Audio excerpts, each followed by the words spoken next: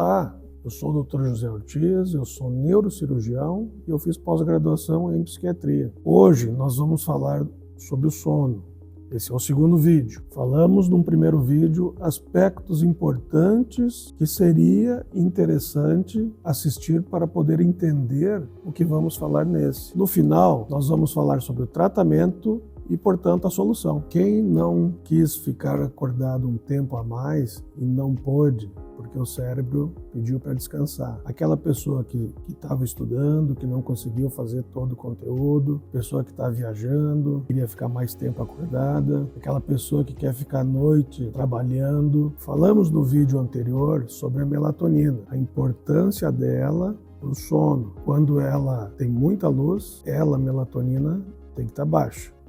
Na escuridão, a melatonina aumenta e é essa a indutora do sono. Isso se fala muito, mas o que a gente tem que saber é que a melatonina não é o único promotor do sono. Por que eu falo isso? Porque às vezes existe aquela ideia que só a escuridão vai promover o sono.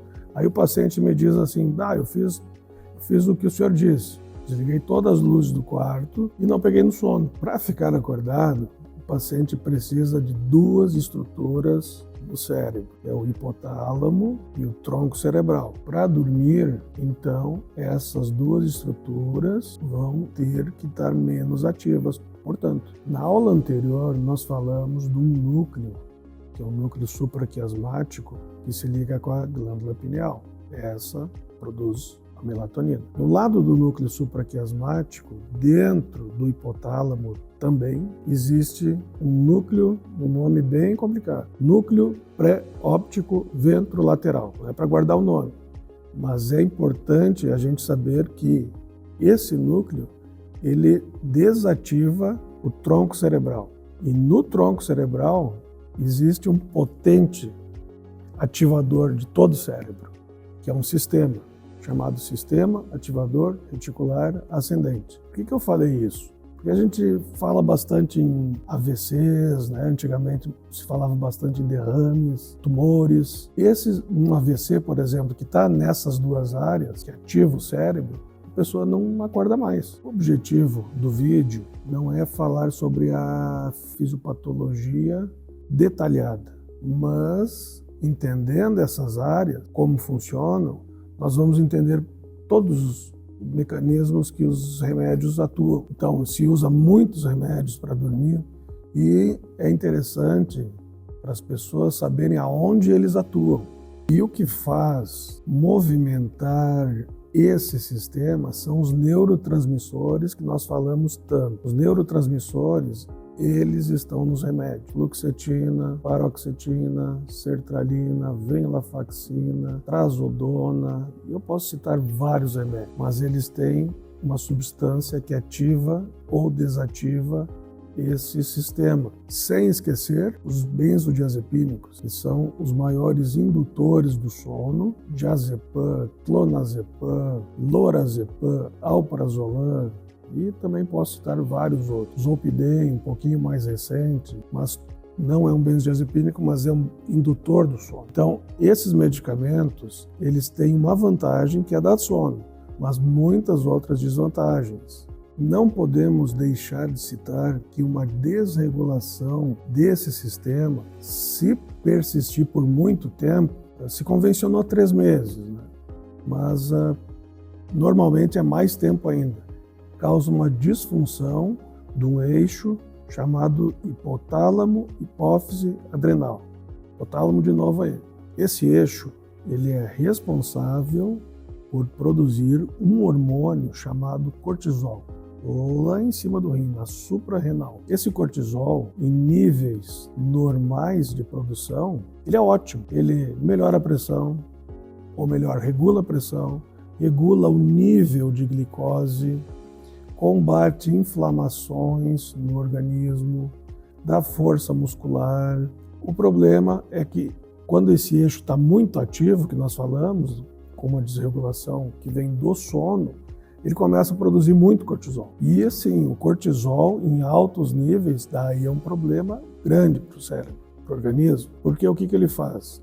Ele desregula a pressão, a pessoa está bem, daqui a pouquinho a pressão está lá em cima. A pessoa tem uma glicose que nunca está estável, ela tem diabetes e ela nunca consegue controlar através de remédios. Mesma coisa com a pressão, ela tem uma pressão, ela precisa 2, 3 remédios. Além disso, hoje sabemos que o cortisol em níveis altos, ele é tóxico para o hipocampo, e o hipocampo é responsável pela memória. Então o que acontece? A pessoa que tem insônia, ela também tem um prejuízo na atenção, então ela tem esquecimentos frequentes. Além disso, também o cortisol, ele retém gordura. Então a pessoa que é ansiosa e não dorme, por exemplo, ela está sempre com dificuldade de perder peso. Ela diz assim, olha, chega no consultório e diz, olha, eu praticamente não como nada e eu continuo me sentindo inchada, não consigo perder peso.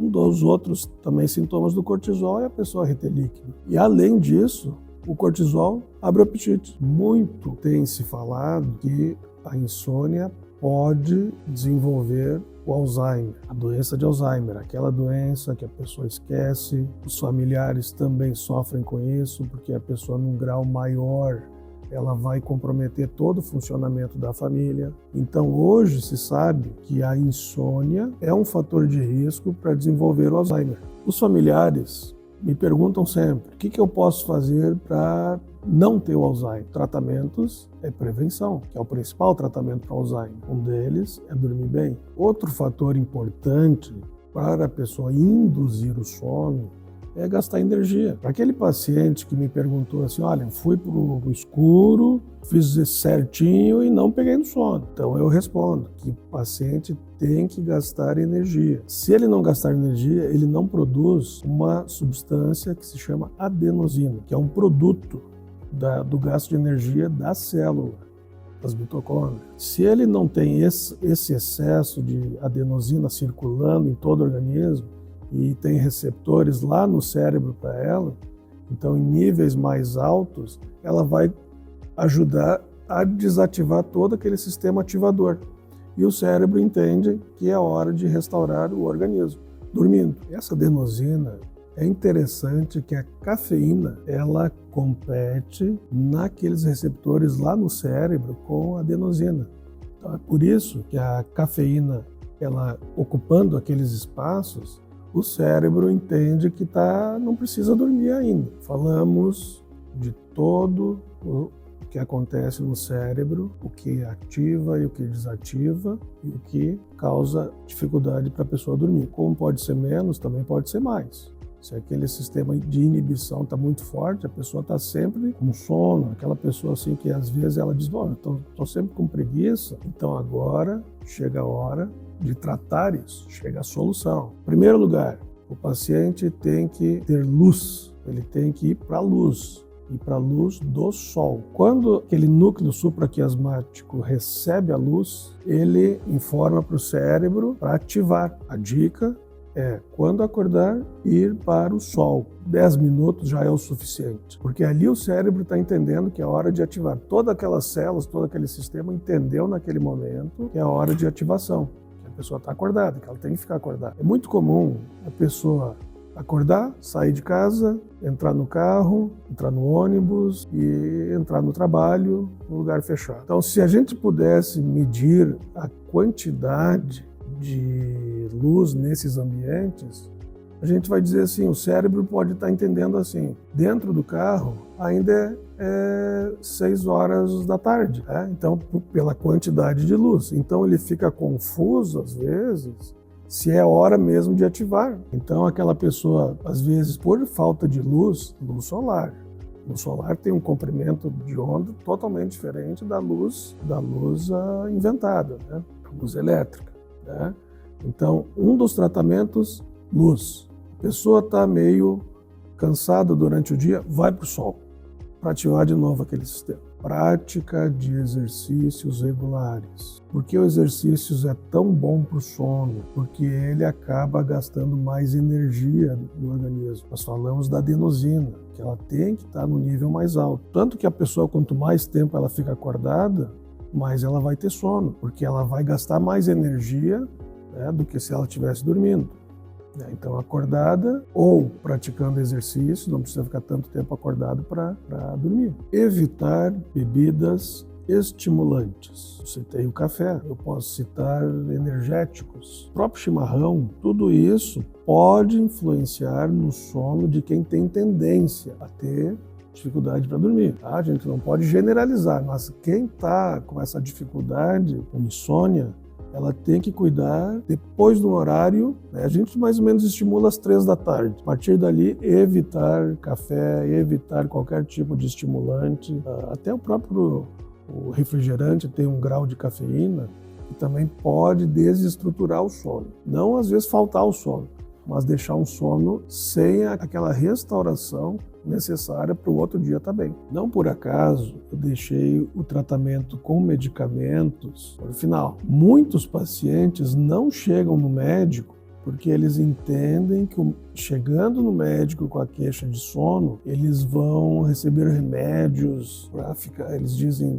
viciados, dopados. Esse é um medo bem comum. Né? Então, o paciente às vezes passa uma vida inteira dormindo mal e não vai no médico porque ele entende que vai ser dopado. Às vezes, uma mudança de rotina do paciente, uma orientação, às vezes o paciente usando uma medicação mais natural, até a própria melatonina, para aquele paciente que está com o relógio biológico desregulado, ele usar uma melatonina pouco antes para regular aos poucos a insônia dele. Medicamentos considerados mais naturais, passiflora, valeriana, chá de camomila, óleos essenciais, lavanda, tudo isso tem uma melhora em muitos pacientes, com uma insônia mais leve, uma insônia inicial. Só que a insônia inicial não tratada, aquela pessoa que tem um sono leve, que não se trata, ela vai se tornando com o tempo crônica, e daí sim ela vai precisar, às vezes, de indutores fortes do sono. Normalmente, o paciente que chega no consultório é aquele paciente assim que já está anos sem dormir. Então, às vezes, ele por conta, porque o vizinho deu um remédio, o familiar deu um remédio, aí esse paciente ele cronifica a insônia da mesma forma, porque ele não foi feito o tratamento por passos certos para ele. Então ele já começou com faixa preta, ele dorme com faixa preta, só que existe o lado que eu comentei antes, lá no início do vídeo, que o faixa preta também tem o lado ruim. Qual é o lado ruim? A pessoa quanto mais usa um remédio faixa preta, os benzodiazepínicos, clonazepam, prazolam, lorazepam, bromazepam, todos esses aí, ele pode com o tempo começar a desenvolver alterações cognitivas. Não é um Alzheimer, mas ele fica mais esquecido, né? Parece que dá brancos.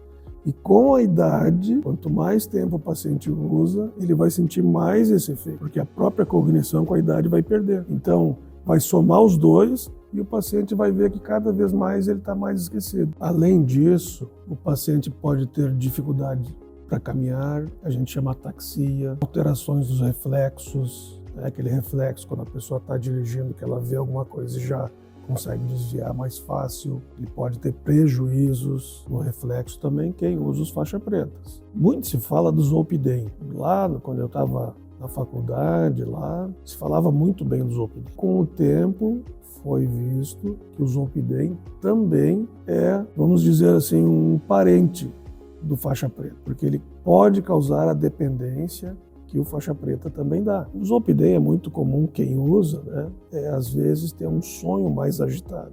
Às vezes a pessoa até alucina, é uma queixa que não é rara com o Zolpidem. Existem medicamentos que induzem também o sono e não dão essa dependência que o faixa preta e o Zolpidem causam. Claro que se abusar de qualquer medicamento que induz o sono, o organismo pode se acostumar com o remédio, né, e causar essa dependência mesmo. Mas, bem orientado, fazendo as rotinas que nós falamos antes, o cuidado com o escuro, o exercício físico regular, a observação que esse exercício não é bom logo antes de dormir, observação. Fazendo essas orientações, o paciente tende a usar um período o medicamento. Não é um remédio para sempre. Como nós vimos, o tratamento nunca é mágico. Não é um medicamento, não é uma mudança de rotina. É um conjunto. A dica é quando o paciente notar que está dormindo diferente, está tendo prejuízos, independente da idade dele, falta de atenção, cansaço, irritabilidade, ansiedade, tudo isso são sinais de que a pessoa também pode não estar dormindo bem, independente da quantidade que ela está dormindo. A pessoa pode dormir 8 horas e não está aprofundando o sono e não está fazendo ciclos corretamente. Então, às vezes a pessoa dorme 8 horas e ela não está restaurando. Às vezes ela dorme 8 horas e ela está com sono agitado. Às vezes ela dorme 8 horas e ela está roncando, faltando oxigênio. Então, independente da quantidade que ela está dormindo, se ela ter prejuízos, tem que ligar o alerta de que pode ser alguma alteração na hora de restaurar.